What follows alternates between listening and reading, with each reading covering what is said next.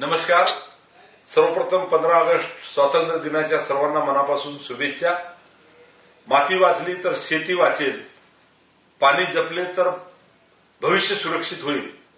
या वर्षापासून 21 ऑगस्ट हा आपण जलसंधारण दिन म्हणून साजरा करीत आहोत.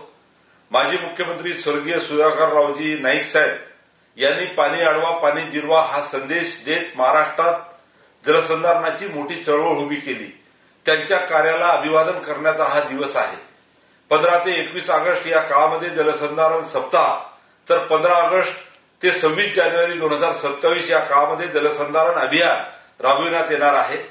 यंदा या निमित्तानं मृद व जलसंधारण विभागाच्या वतीने राज्यभर महावॉकेथॉन वॉक फॉर वॉटर चे आयोजन करण्यात येत आहे. 21 ऑगस्ट रोजी प्रत्येक जिल्ह्यात होणाऱ्या 3 किलोमीटर या वॉकेथॉनमध्ये नागरिक, युवक, विद्यार्थी, लोकप्रतिनिधी, सामाजिक संस्था आणि विविध क्षेत्रातील नागरिकांनी मोठ्या प्रमाणात सहभागी व्हावे ही सर्वांना विनंती.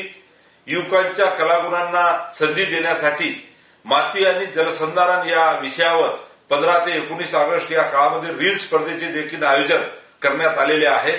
आकर्षक बक्षिसे असलेल्या या रील स्पर्धेतही युवकांनी मोठ्या प्रमाणात सहभागी व्हावे असे आवाहन मी करतो. त्याचबरोबर जलसंधारण अभियानाच्या माध्यमातून शाळा आणि महाविद्यालयांमध्ये माती आणि पाणी वाचवण्याबाबत विविध उपक्रम राबविण्यात येणार आहे.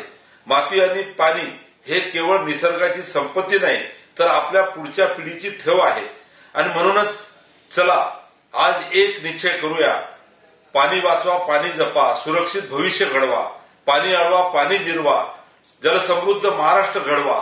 जलसंधारणाची चळवळ केवळ शासनाची न राहता ती आपल्या सर्वांची लोकचळवळ बनवूया. चला माती वाचू, पाणी जपू आणि सुरक्षित जलसमृद्ध महाराष्ट्र घडवूया. जय हिंद, जय महाराष्ट्र.